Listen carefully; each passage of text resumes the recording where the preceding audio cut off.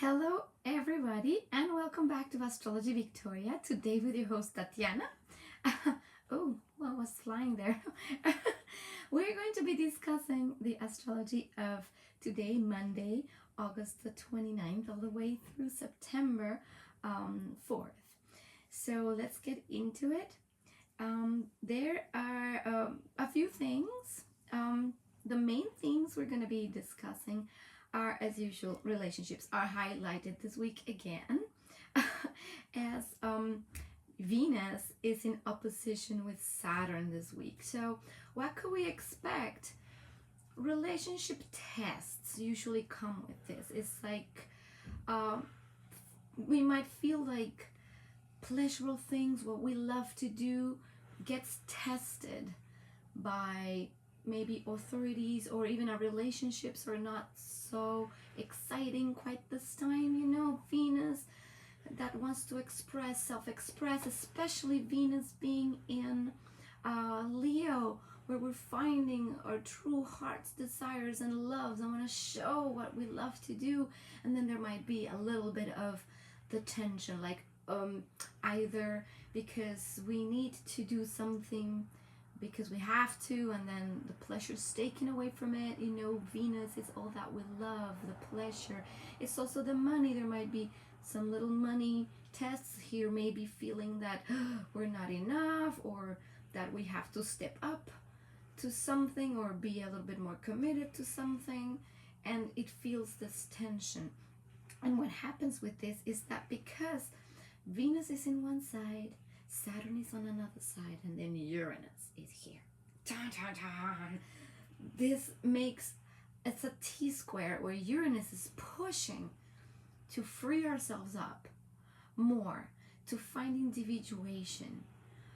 And that square that we've been seeing again for like the whole past year of Uranus Saturn is starting to perfect again. And we talked about this last week, so I won't go in extensive detail about it, but we already know what that means.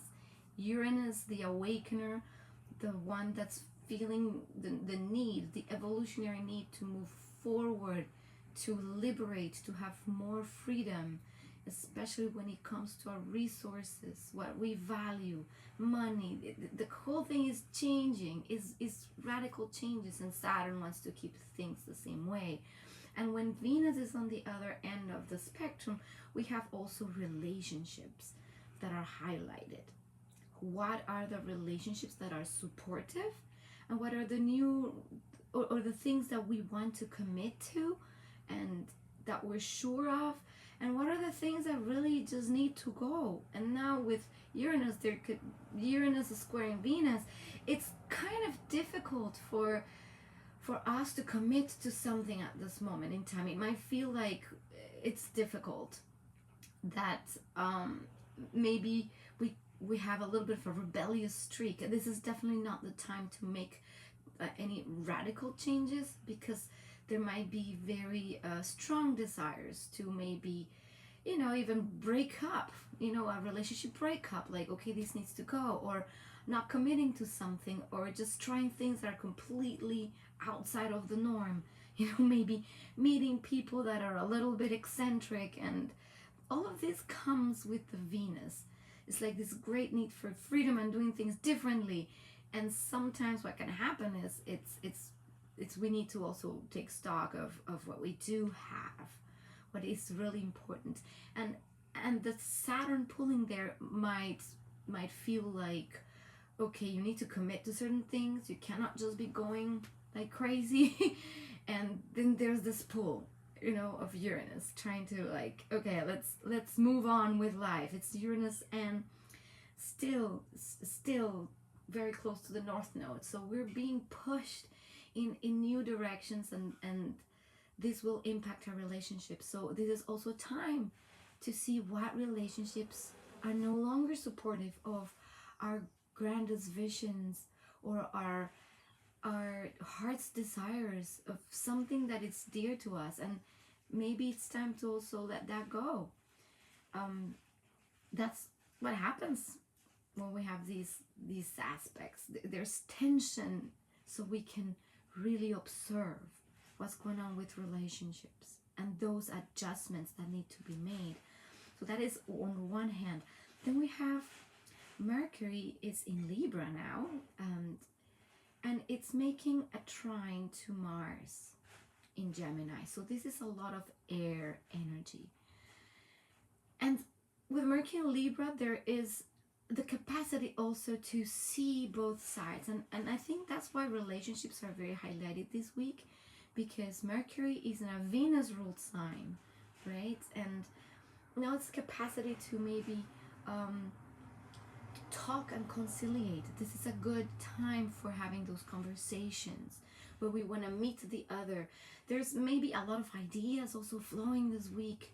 You know, Mars in Gemini wanting to try and test all kinds of different things. A lot of mental activity and mental stimulation, and Mercury is going to get soon ready to retrograde.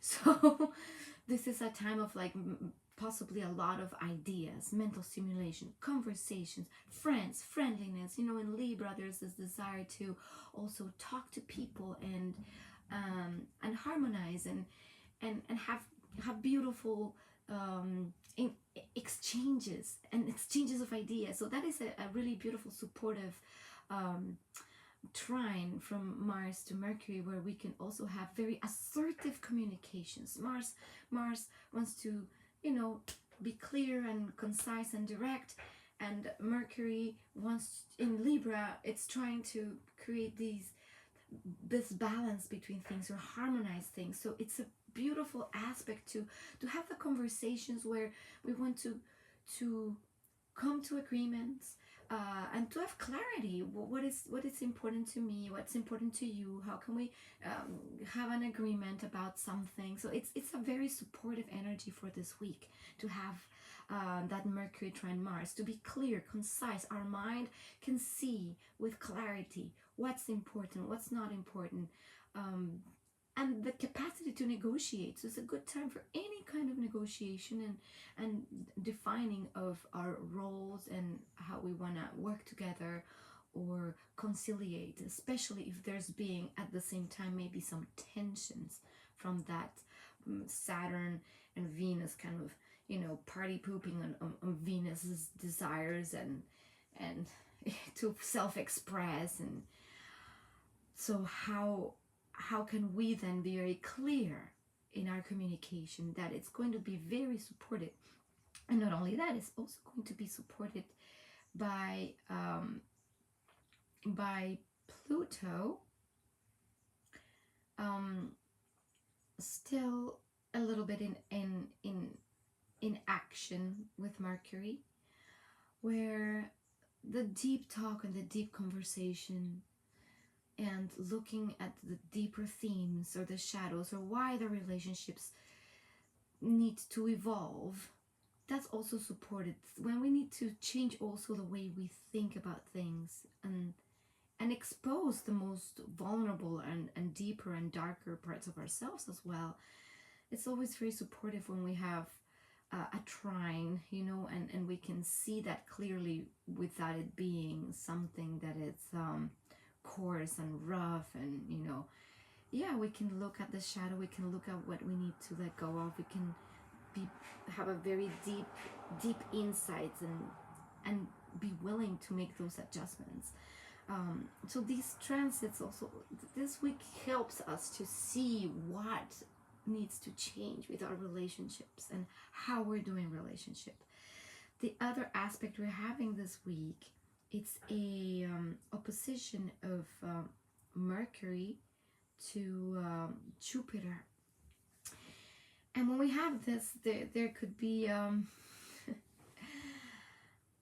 maybe, again, being overly optimistic can be one theme, where we have these grand ideas or grand visions, or again, there's a lot of air and fire, right? Jupiter is in Aries, and this fire, this initiation energy, everything's possible energy, gotta do it now, now or never. There's this oomph, action oriented, everything's possible kind of energy.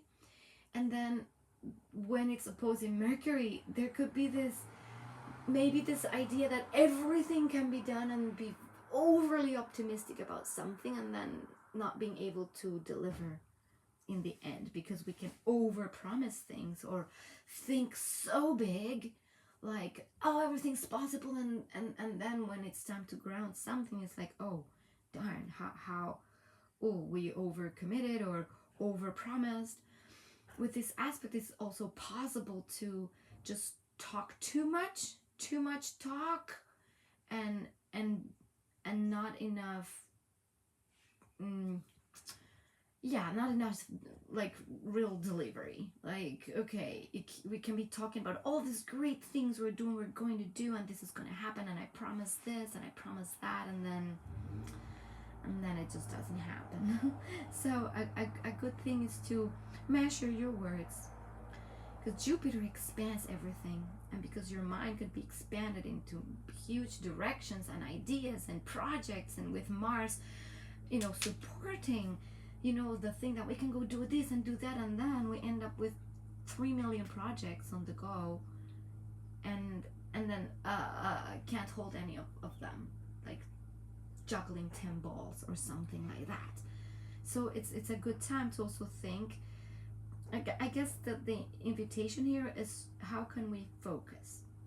Is there a possibility to bring focus and reel in the craziness or the crazy ideas or everything, and put them in one concise point where you can go, okay, this is actually achievable, this is great to dream, it's great to have all these ideas, and how can this be effectively accomplished? Also with the Mercury opposition Jupiter, there can be a tendency also to overshare, the oversharing.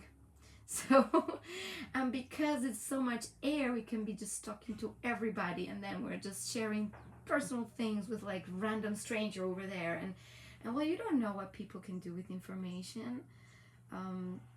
So it's important to also take stock of what are you sharing, not to just be spilling the beans everywhere or even gossiping, right?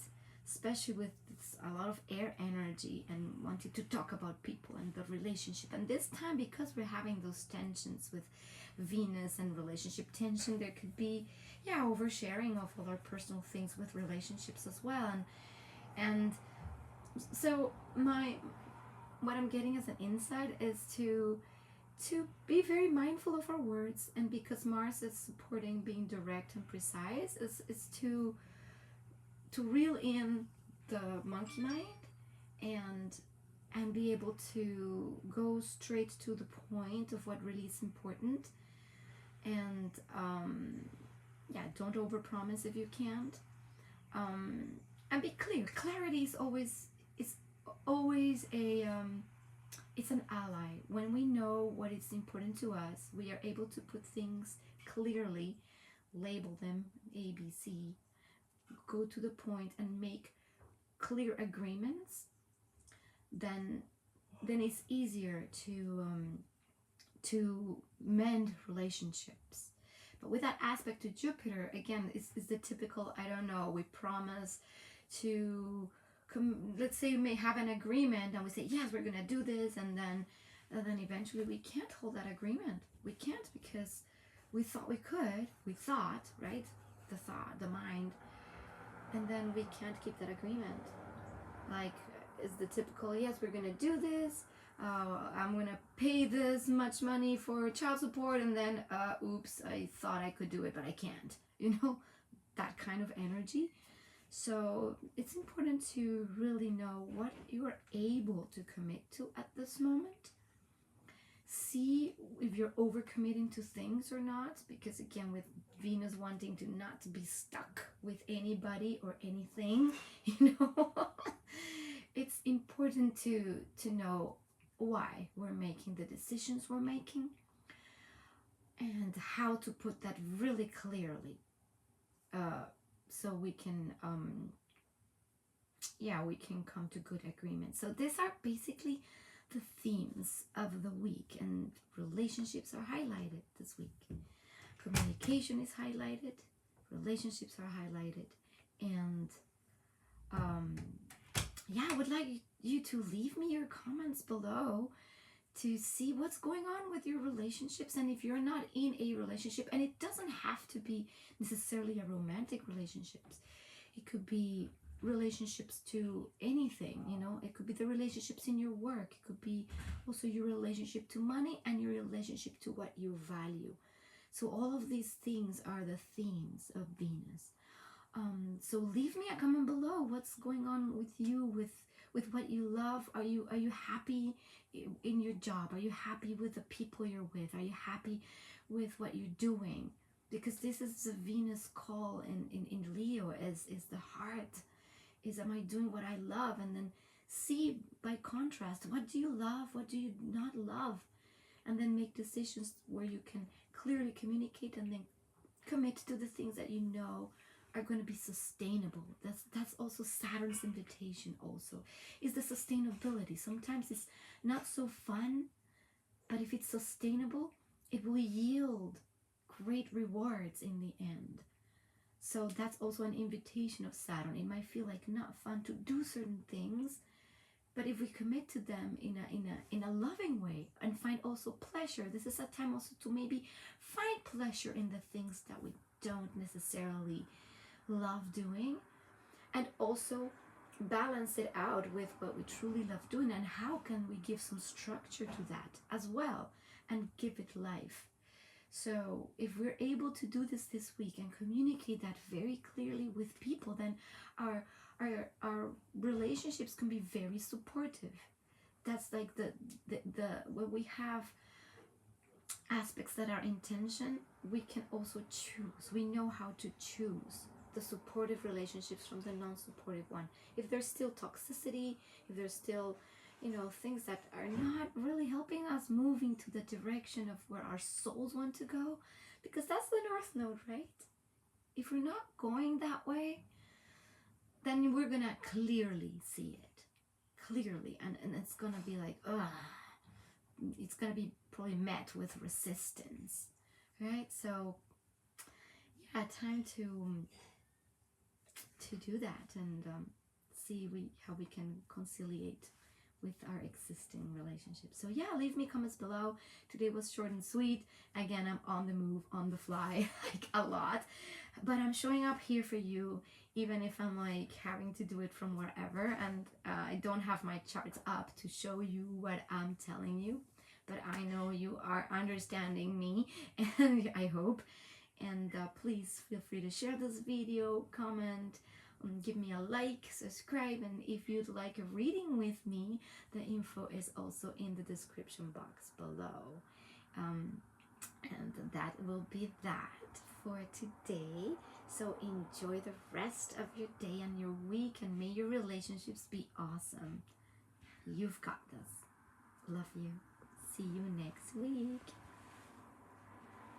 How do I end this?